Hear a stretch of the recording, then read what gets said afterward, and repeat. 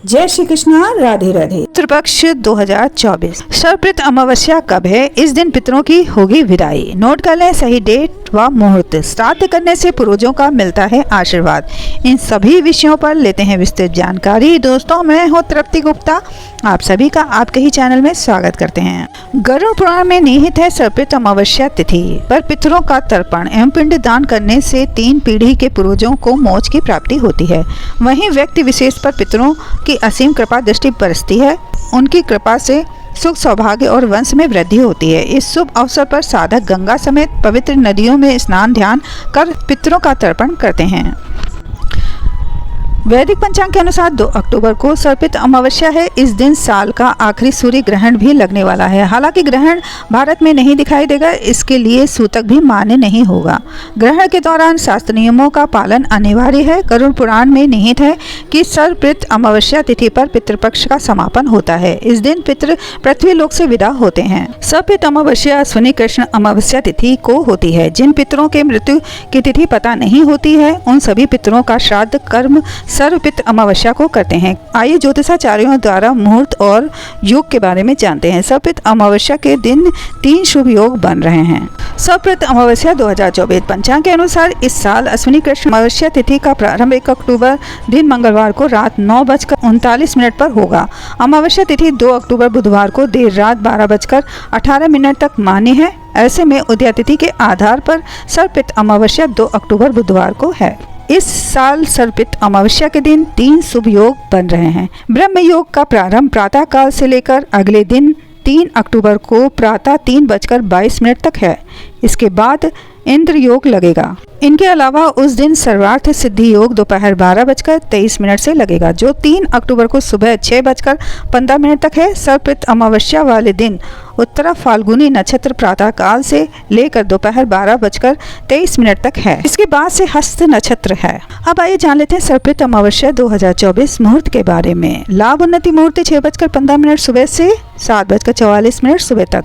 अमृत सर्वोत्तम मुहूर्त 7:44 सुबह से 9:12 सुबह तक। शुभ उत्तम मुहूर्त 10:41 सुबह से 12:10 दोपहर तक। चर सामान्य मुहूर्त 3:08 दोपहर से 4:37 शाम तक।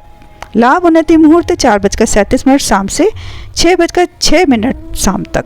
जानते हैं सर्वपितृ अमावस्या 2024 श्राद्ध के समय के बारे में। सर्वपितृ अमावस्या के दिन आप अपने पितरों के लिए श्राद्ध, पिंडदान, दान आदि का कार्य 11 बजे से लेकर दोपहर 3:30 के बीच कभी भी कर सकते हैं। सर्वपितृ अमावस्या के दिन पवित्र नदियों में स्नान करने के बाद तर्पण, दान आदि करते हैं। सर्वपितृ अमावस्या के महत्व के बारे में जानते हैं। अब आइए जान लेते हैं सर्वपितृ अमावस्या के महत्व के बारे में। इस दिन स्नान और दान करने से पुण्य की प्राप्ति होती है। पितरों के लिए तर्पण, पिंडदान, श्राद्ध आदि करने से पितरों का आशीर्वाद प्राप्त होता है। परिवार में सुख, शांति और समृद्धि आती है। पिंडदान के अलग अलग विधान हैं। आइए जानते हैं इसके बारे में। साधवा स्त्री की मृत्यु किसी भी तिथि को हुई हो, लेकिन पितृपक्ष में इसका श्राद्ध नवमी को ही करना चाहिए। यही धर्म संगत है। यदि कोई पूर्वज अपने जीवन में सन्यासी या वनवासी हो गया हो, तो उसकी मृत्यु के बाद उसका श्राद्ध मृत्यु तिथि को न होकर द्वादशी को ही होता है। किसी जीव जंतु के काटने, शस्त्र या विष से अथवा हत्या या दुर्घटना से मरे हुए व्यक्ति का श्राद्ध उसकी मृत्यु तिथि को न होकर पितृपक्ष की चतुर्दशी को करें। मृत्यु तिथि का पता ना हो या जिसका श्राद्ध किसी कारणवश छूट गया हो, उसका श्राद्ध पितृपक्ष की अमावस्या को करें। कुछ बातों का खास ख्याल रखें। वैदिक दर्शन के अनुसार श्राद्ध का सबसे मुख्य तत्व श्रद्धा है, जो प्रेम और विश्वास के साथ समर्पण के भाव में दिखाई देती है। श्रद्धा के बिना कराया गया भोजन और दान श्राद्ध नहीं कहलाता है, क्योंकि श्रद्धा विहीन कर्म से ना तो पितर संतुष्ट होते हैं और ना ही कर्ता को संतुष्टि मिलती है। इसलिए श्राद्ध करने वाले जातक को इस बात का खास ख्याल रखना बहुत जरूरी है। तर्पण, दान और होम से दिया गया तिल का दान अक्षय होता है। कुश के मूल में ब्रह्मा, मध्य में विष्णु और अग्रभाग में शिव का वास होता है। श्राद्ध कर्म में कुश को सबसे जरूरी माना गया है। कौवे और कुत्ते को यम का जीव कहा गया है और गाय को मोक्ष प्रदायिनी, इसलिए इन सबका भी अंशदान किया जाता है। घर में जो बच्चे मर जाते हैं वे भी पितरों की श्रेणी में ही आते हैं, इसलिए इनका पिंडदान महाकाल के चरणों में करना चाहिए।